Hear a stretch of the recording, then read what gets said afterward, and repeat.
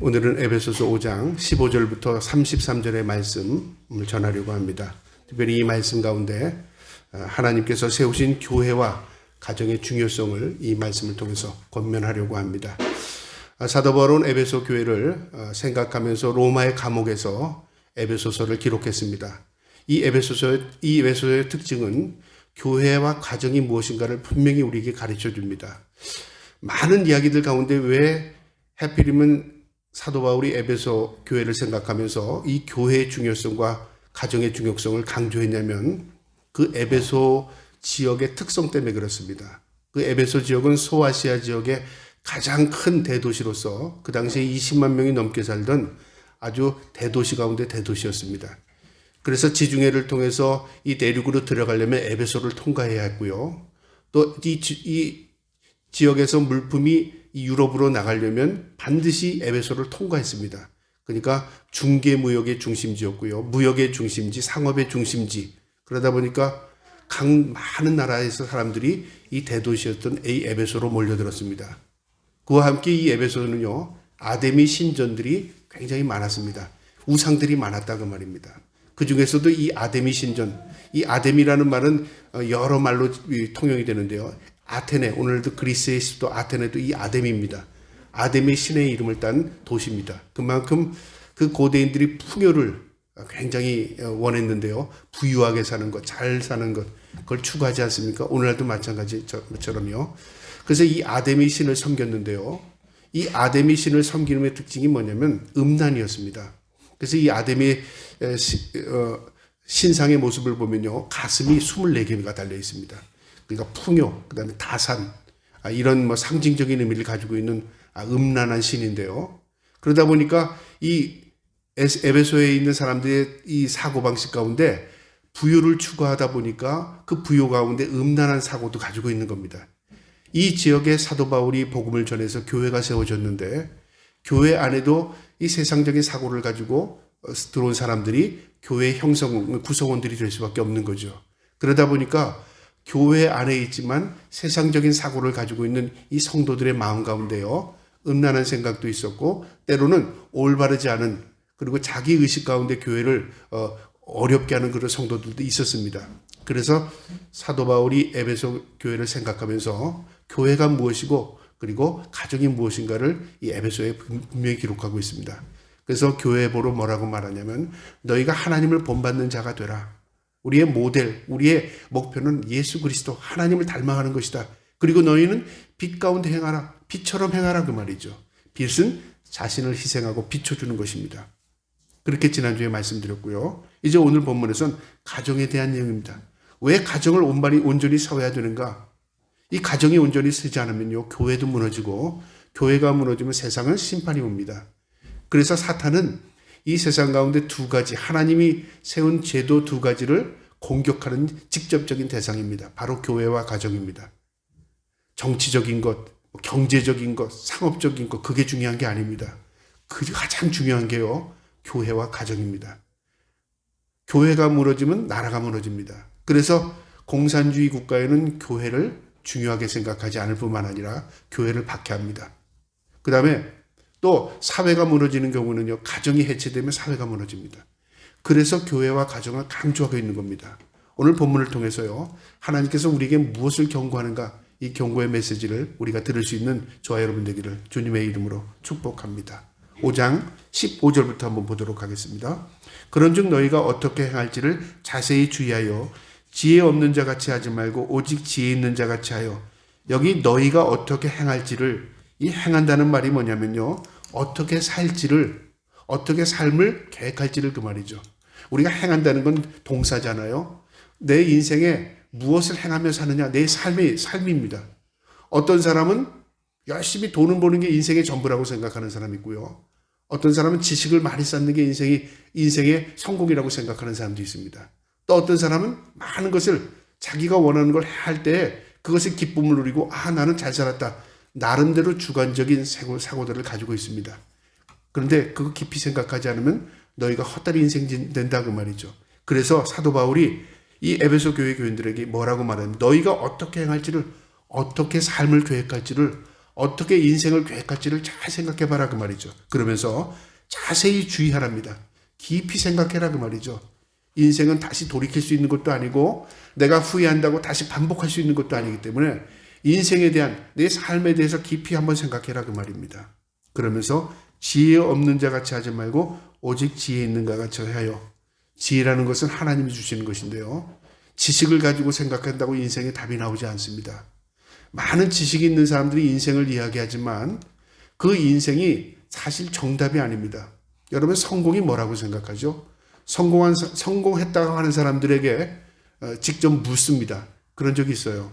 미국에서 통계 조사를 했는데 성공했다는 많은 유명한 사람들에게 직접 찾아가서 물었습니다. 인터뷰를 한 거죠.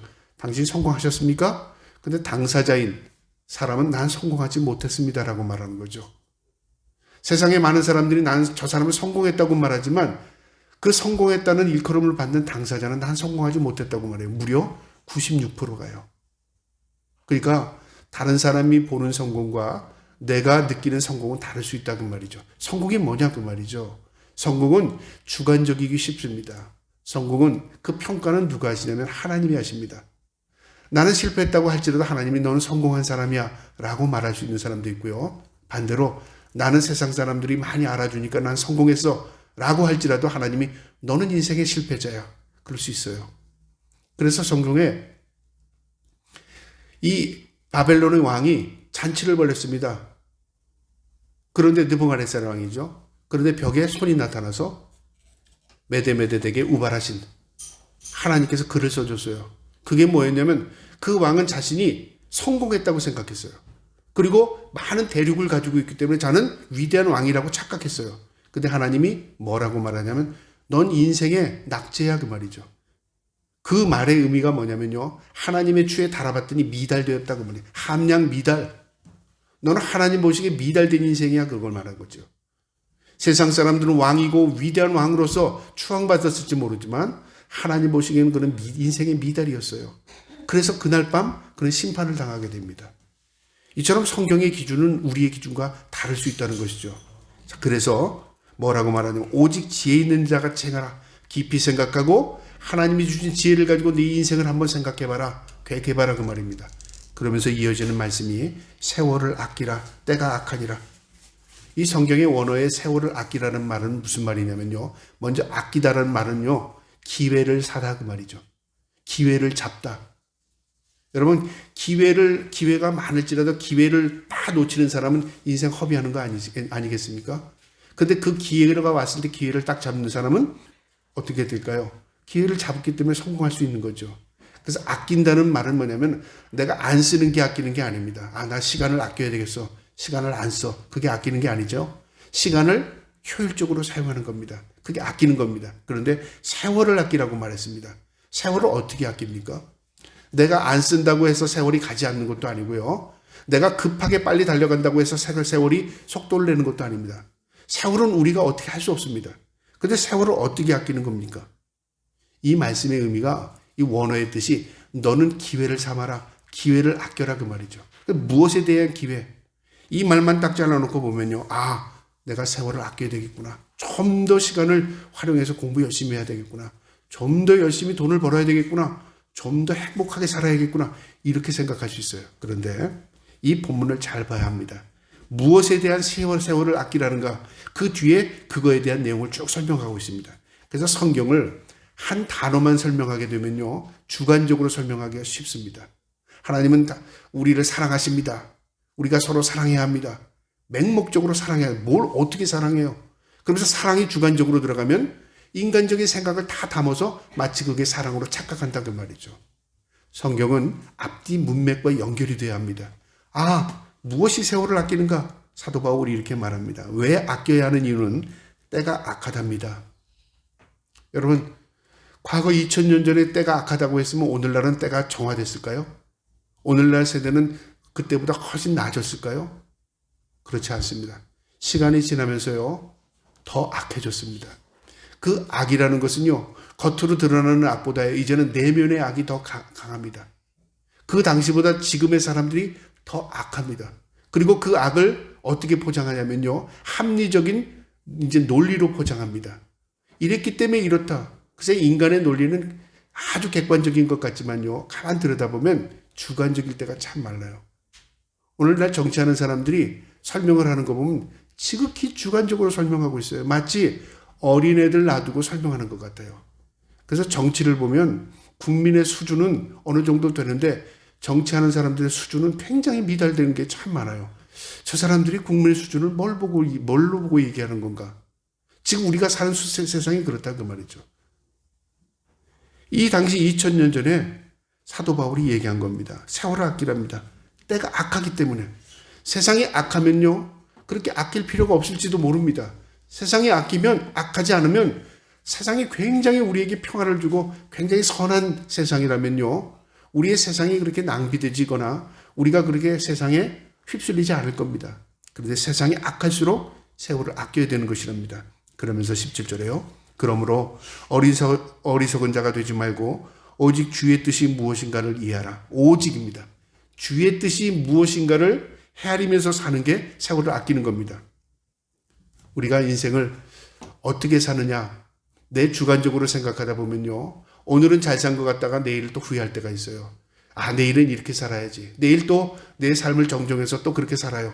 그러면 또 그것이 완벽하지 않습니다. 또 이것도 아니구나. 그래서 60년 살건 70년 살건 80년 살건요, 후회 없는 인생은 없습니다. 나는 누구보다 잘 살았다고 자신이 스스로 평가할 수 있는 인생은 없어요. 그 인생은 뭐냐 그 말이죠. 그래서 인생이 너무 어려우니까 인생에 답이 없다 그런 말도 하잖아요. 근데 인생에 답이 없는 게 아니라 우리가 인생의 답을 찾으려고 하지 않아서 그렇습니다. 성경은 우리에게 분명히 인생의 답이 있습니다. 아주 명확한 답이 있으며, 인생의 목적이 뭐죠? 하나님의 영광이에요. 너 왜 창조했는지 알아? 하나님이 너를 통해서 영광을 받기 위해서 창조한 거야. 우리 인생의 근본이 뭐냐면 웨스트민스터 신앙고백 제1조입니다. 하나님을 기뻐하는 겁니다. 그리고 그와 함께 영원히 즐거워하는 겁니다. 인간들이 머리를 짜고 생각했어요. 도대체 인생이 뭔가를 고민했는데 그 고민한 결과가 뭐냐면 하나님을 기쁘게 하는 것이구나. 하나님과 함께 기뻐하는 것이구나. 그리고 그와 함께 영원히 즐거워하는 것이구나. 그리고 그의 영광을 위해서 하는 것이구나. 그거 해답을 얻은 거예요. 성경은 우리에게 분명히 인생의 목적과 의미를 가르쳐 줍니다. 오직 주의 뜻이 무엇인가를 이해하라. 그러면서요, 18절에 술 취하지 말라. 이는 방탕한 것이니 오직 성령의 충만함을 받아라. 왜 갑자기 술 얘기가 나왔을까요? 술 많이 먹지 말라, 술 금주해라 그 말일까요? 그게 아닙니다. 이 에베소적인 상황을 이해하지 않으면요, 마치 술 먹으면 우리가 큰일 나는 것처럼, 예수 믿는 사람은 술을 입에도 대지 말아야 되는 금주로 생각하면요, 이 말씀의 의미를 제대로 이해하지 못하는 겁니다. 에베소적인 상황은 어떠냐면요, 신전의식이 음행이었습니다. 여사제들과 음란한 행위를 하는 것이고요, 또 그 음란한 행위를 하기 전에 술을 먹었습니다. 그러니까 자신의 의식을 어떻게 하냐면 흐리게 만드는 거예요. 그래서 오늘날 그 과거의 그 자료들을 찾다 보면요, 신전의식이 굉장히 음란한 행위들이 많았어요. 술을 먹고 취해서 음란한 행동을 하고 그 행동을 신이 받는다고 생각하고 그것으로 풍요를 신에게 우리 몸을 드린다고 생각한 거죠.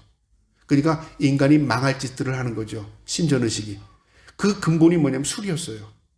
여러분, 우리가 맨정신에 올바른 삶을, 맨정신에 우리가 하지 못하는 행동이 있을 때 뭐를 먹죠? 술을 먹잖아요. 여러분, 우리가 나쁜 짓 할 때 우리가 맨정신으로 올바른 사고를 가지고 나쁜 짓 합니까? 그렇지 않아요. 술을 먹는다 그 말이죠. 낮에 술 먹는 사람 별로 없습니다. 간혹가다 알코올 중독이 있는 사람이 있을 수 있지만 주로 밤에 먹어요. 되게 서서 먹어요. 되게 음란할 때 먹는다 그 말이죠. 그러니까 술이라는 건 뭐냐면 내 의식을 술에 맡기는 겁니다. 그래서 술을 취하지 말라는 겁니다. 믿는 사람이. 그러니까 금주의 의미가 아니라 너희 정신을 바짝 차리고 살아라. 너희 의식을 물질의 노예가 되지 말아라. 너희가 술에 너희 자신을 빼앗기지 말라 그 말입니다. 이는 방탕한 것이니 네 자신을 던져버리는 것이다 그 말이죠. 오직 성령의 충만함을 받아라.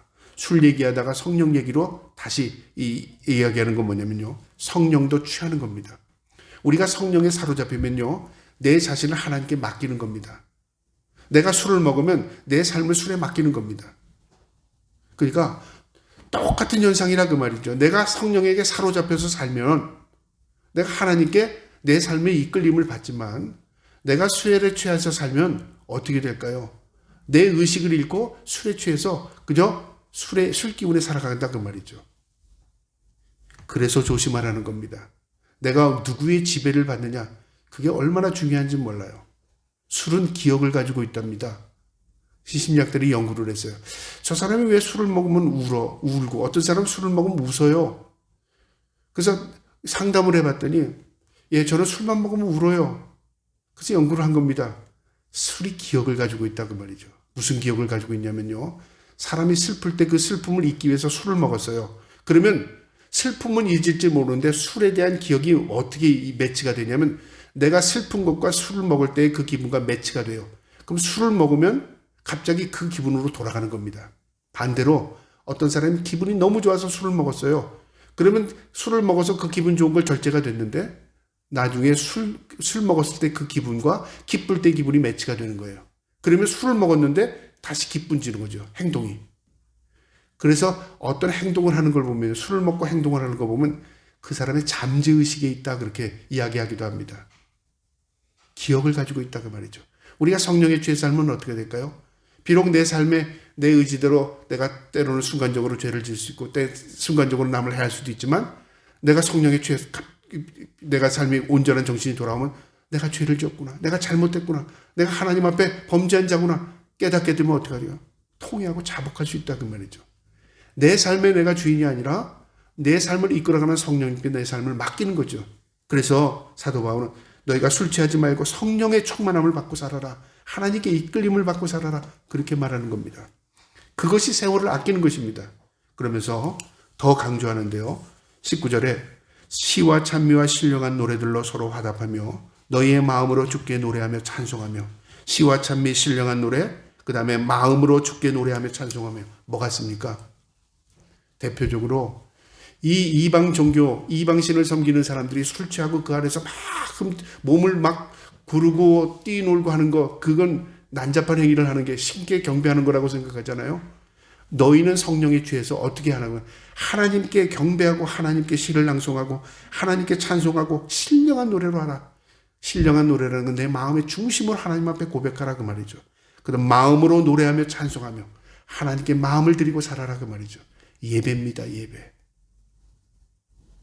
우리가 예배적인 삶이라는 건 뭐냐면요. 딱 교회에 와서 예배만 드리는 게 예배적인 삶이 아닙니다. 내 삶의 전부가 예배적인 것입니다. 그러니까 내가 어떤 일이 기쁜 일이 있을 때 하나님께 영광을 돌리고요. 감사할 게 있을 때 하나님 감사합니다. 입으로 표현하는 것이고요. 또 내 삶에 슬픔이 있을 때 하나님께 내 삶을 고백하는 겁니다. 시편이죠. 시. 하나님 내가 지금 고통스럽습니다. 하나님 나를 지켜주세요. 하나님 나를 보호해주세요. 다 시편입니다.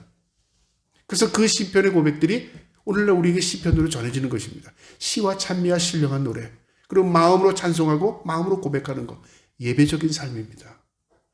이 예배를 멀리하게 되면 그래서 하나님이 멀어질 수밖에 없는 겁니다. 그래서 사도 바울이 이 에베소 교회에게 이방인들이 사는 것처럼 살지 말고 너희는 하나님께 늘 찬송하고 고백하며 너의 마음을 드리고 살아라. 그렇게 이야기하는 겁니다. 20절에요. 범사의 모든 일에 우리 주 예수 그리스도의 이름으로 항상 하나님 아버지 하나님께 감사하며 모든 일에 범사에 항상 감사합니다. 여러분 우리는 감사를 조건부로 감사하려고 할 때가 참 많잖아요. 되어지는 걸 보고 하나님 감사합니다. 또 된 것 가지고 감사합니다. 그런데 성경의 감사는요 미래형으로 되어 있는 게 많아요. 감사하는 겁니다. 진행형입니다. 내가 과거에도 감사했고 지금도 앞으로도 될 것을 믿고 감사하는 겁니다. 또 그리 아니하실지라도 감사합니다. 그러니까 감사는 환경과 조건이 아니라는 걸 가르쳐줘요. 감사는 책임과 의무입니다. 피조물로서의 하나님 앞에 드려야 할 책임입니다. 그래서 하나님 앞에 드리는 제물이 뭐냐면 감사입니다. 여러분 제물이 송아지 그다음에 양 잡아 드리는 게 제물이 아니라요. 소와 양을 왜 잡습니까? 하나님께 감사의 제물로 드리는 겁니다. 그 감사가 빠지면 제물은 아무짝에 없어요. 그래서 이스라엘 민족이 하나님 앞에 우상을 숨기고 범죄하면서 제물을 드릴 때 하나님께서 너희의 제물이 역겹다 그렇게 말합니다. 왜 하나님이 똑같은 제사를 누구는 받으시고 누구는 받지 않을까요? 그들에게 있어서 진정한 감사의 의미가 없는 자들에게는 하나님께서 역겨워하시는 거죠. 이처럼 우리의 모든 삶이 하나님께 감사가 될 때요, 하나님께 영광이 되는 겁니다. 올 한 해 저와 여러분이요, 무슨 일이든 어떤 일이든 하나님 감사하며 사시기를 바랍니다. 그래서 감사는 더 큰 감사를 낳는답니다. 내가 작은 것으로 감사하면요, 그 감사가 더 큰 것으로 고백할 수 있도록 하나님 은혜를 베풀어 주세요. 감사가 기적입니다. 저와 여러분이 하나님 앞에 늘 감사하며 살기를 축복합니다. 21절에요. 그리스도를 경외함으로 피차 복종하라. 그러면서 교회와 예수 그리스도의 관계를 이렇게 설명합니다. 그리스도께서 경외함으로 피차 복종하라. 교회는 머리는 예수 그리스도죠. 지체는 우리들입니다. 그 머리에게 우리가 복종한다는 겁니다. 여러분, 복종이라는 단어가 한글어 사전에 뭐라고 써 있냐면요, 복종은 바로 명령을 따른다 그 말이죠. 그래서 군에서 명령을 내리면 복종하는 겁니다. 생각해보고 논리적으로 이해하고 받아들일 수 있는 건 받아들이고 아닌 건 거부하는 건 복종이 아닙니다. 복종은 그 지시자의 말을 그대로 받아들이는 겁니다. 그러니까 교회 지체들은 예수 그리스도, 우리의 지체이신, 우리의 머리 되신 예수 그리스도의 명령을 따라 내 삶을 그 안에 순종하며 복종하며 사는 것입니다. 그것이 그리스도인의 삶이다. 그걸 가르쳐 줍니다. 그러면서 이제 22절부터 33절의 내용은 가정에 대한 이야기입니다. 특별히 그리스도인의 가정에 대한 이야기입니다. 모든 가정이 이렇게 할 수 없고요, 이렇게 하다 가지도 못합니다.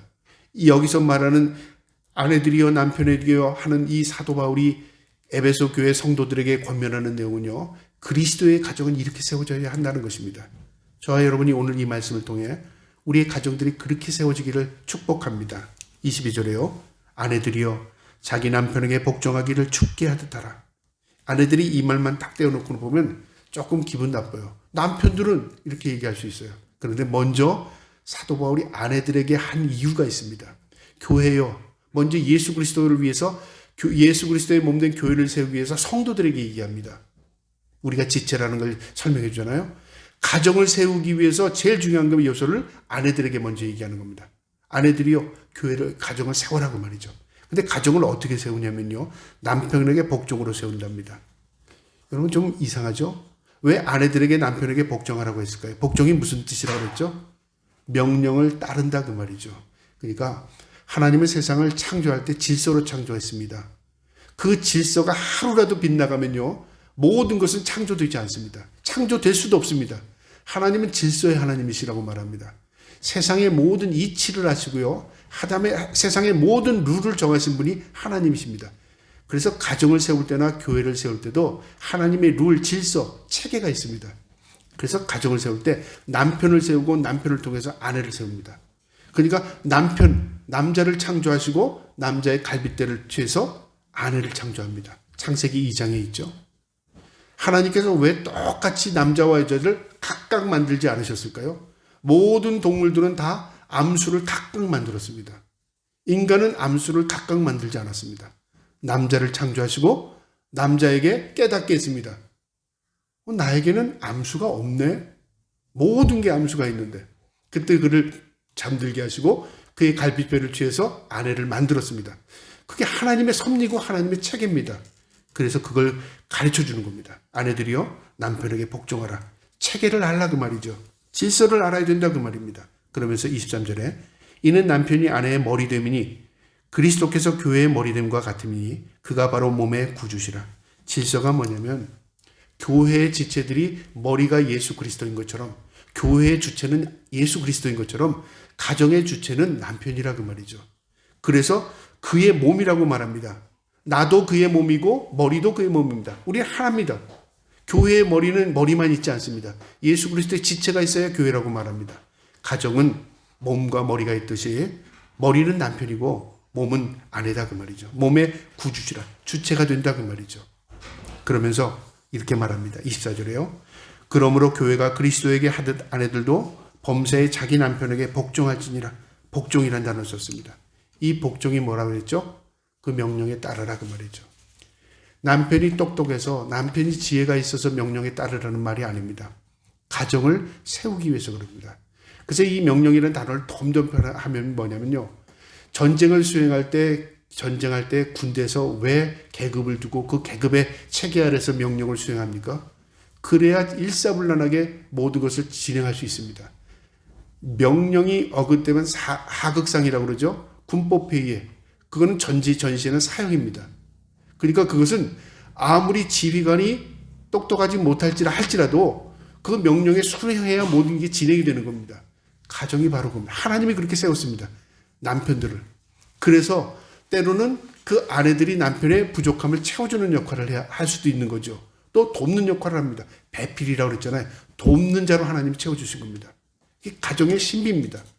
어떤 동식물도요, 이런 동식물 없습니다. 암수가 만나서 배필로 이루어라, 그런 동식물 없습니다. 그래서 동물들의 특징을 보면요, 살다가 새끼 나면 숫놈이 떠납니다. 암놈이 새끼만 키워요. 우리 인간적인 관점으로 보면 야, 너무 냉정하다, 그렇게 볼 줄 모르잖아요. 동물의 세계는 그렇습니다. 그런데 인간의 세계는 그렇지 않아요.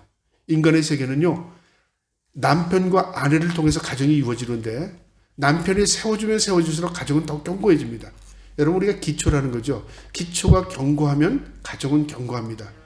그 사탄은 어떻게 이 가정을 빼고 교회를 파괴하냐면요, 기초를 허물려고 그래요. 그래서 남편들을 흔들어 버리면 가정이 무너지고요, 교회의 머리신 예수 그리스도 흔들기 위해서 목사 흔들어 버리면 교회 무너집니다. 그렇잖아요. 기초를 흔들면 되는 겁니다. 사탄은 누구보다 그 무너뜨리고 파괴하는 이치를 알고 있어요. 하나님은 이걸 세우기 위한 것입니다. 그래서 몸의 구주라, 교회처럼 자기 남편을 복종하라, 그렇게 말합니다. 그 다음에 남편들에게 하는 말인데요, 25절에 남편들아, 아내 사랑하기를 그리스도께서 교회를 사랑하시고 그 교회를 위하여 자신을 주신 같이 하라. 이제 남편들에게 뭐라고 말하냐면, 예수 그리스도께를 교회를 위하여, 성도들을 위하여 몸을 던지셨다는 거죠. 십자가의 죽으심처럼 자신을 온전히 희생한 것처럼, 아가페 사랑이죠. 남편들도 아내 사랑하기를 자기 몸처럼 목숨 버려 사랑해라고 말이죠. 이게 하나님의 명령입니다. 이것은 하나님께서 그렇게 하라고 한 겁니다. 그래야 가정이 세워지기 때문에 그렇습니다. 남편이 가정을 위해서 희생하지 않으면 가정은 온전히 서지 않습니다. 오늘날 그래서 가정들이 많이 파괴되는 이유는 뭐냐면요, 남편과 아내의 관계를 대립관계로 만들면 가정은 파괴하기 쉽습니다. 오늘날 페미니스트라고 그러죠. 페미니스트들. 여자, 우리가 왜 너희들보다 못나서 그래? 여자들도 더 능력이 있어? 어떤 인간 대 인간으로 관점에서 보면요, 맞습니다.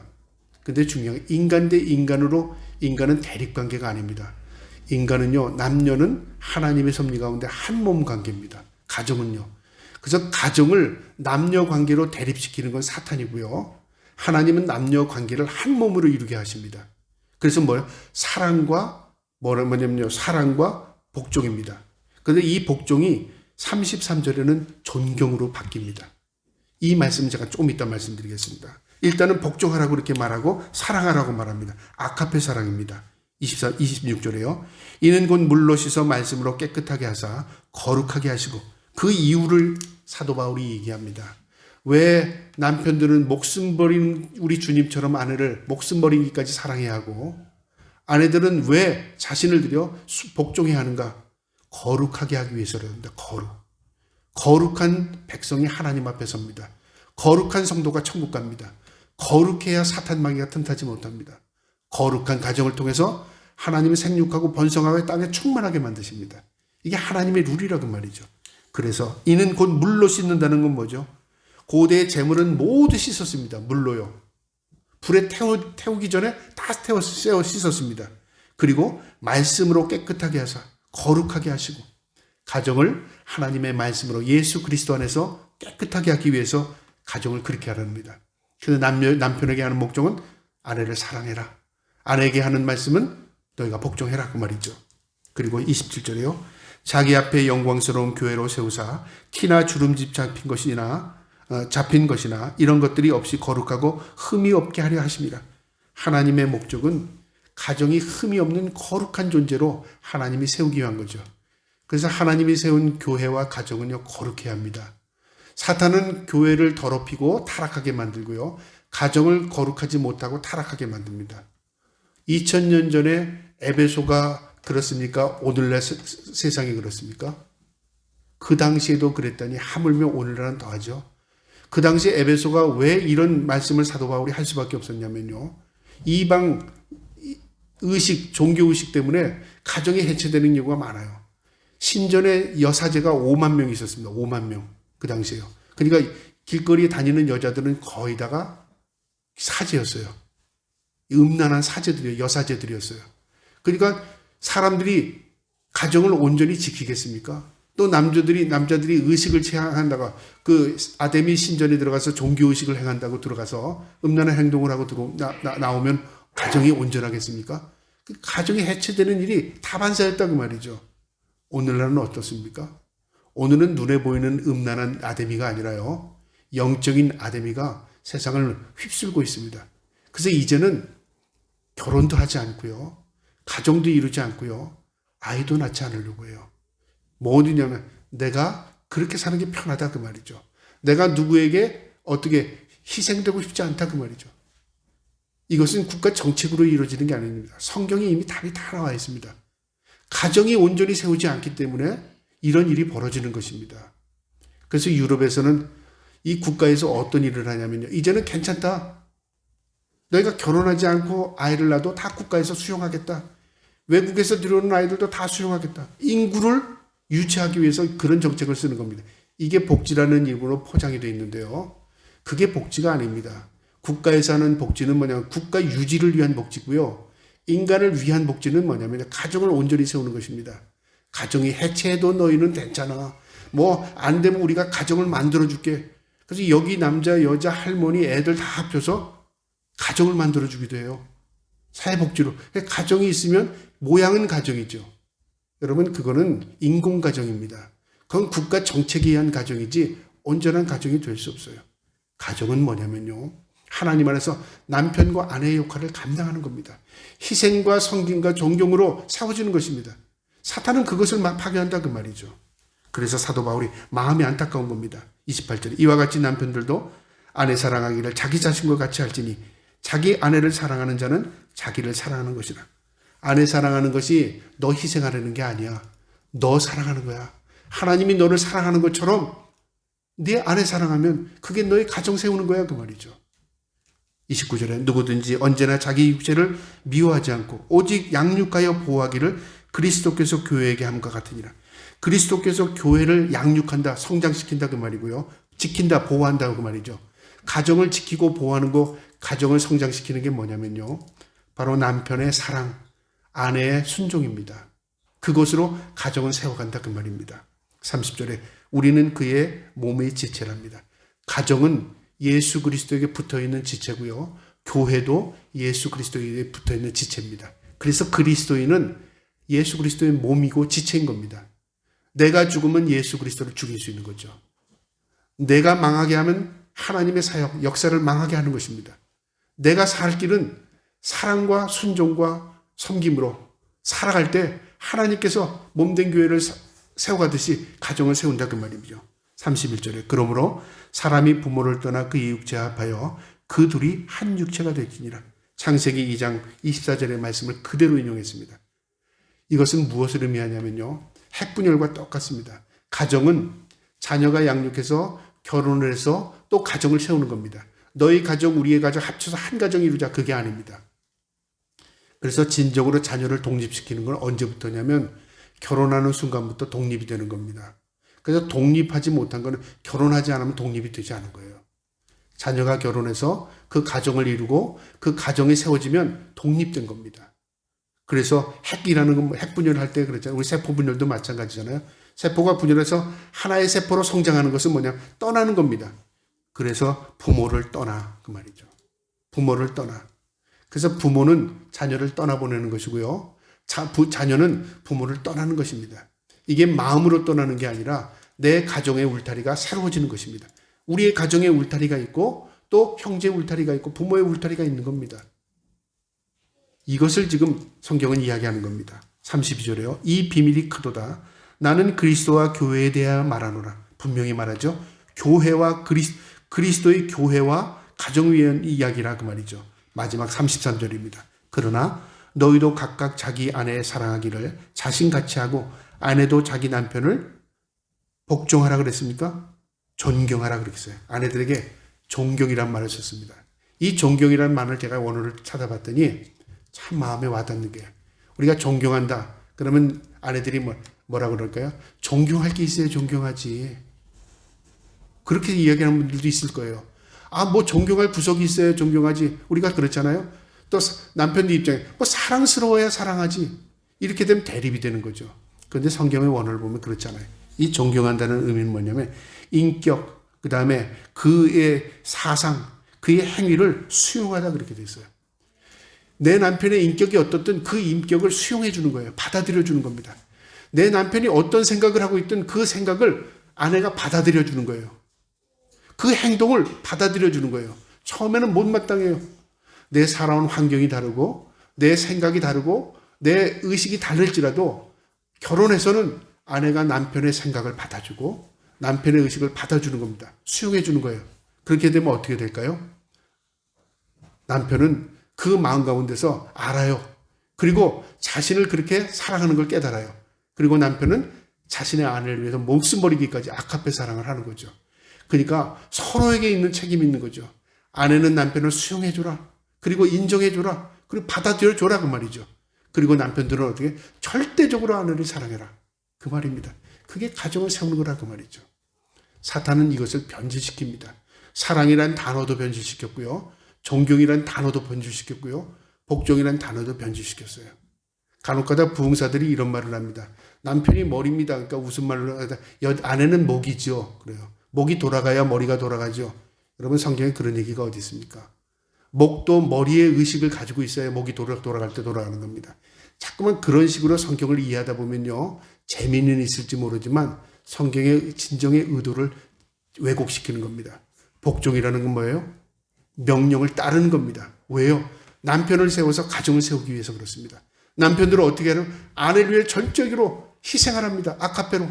그리고는 마지막으로 아내들에게 존경해라. 인정해줘라. 수용해줘라. 받아줘라. 그 말이죠. 그러면 어떻게 한다고요? 가정이 선다. 그 말이죠. 그래서 아내들이요. 시작한 겁니다. 저와 여러분의 가정이요.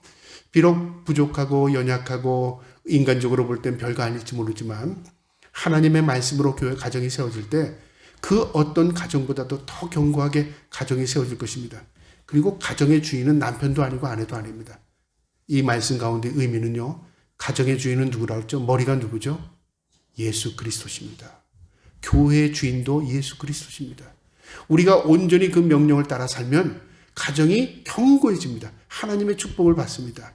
교회도 하나님의 말씀대로 살면 교회가 온전히 하나님의 은혜와 축복을 받는 것입니다. 저와 여러분의 가정이 하나님의 말씀으로 사랑과 존경으로 세워져 가기를 주님의 이름으로 축복합니다. 아멘.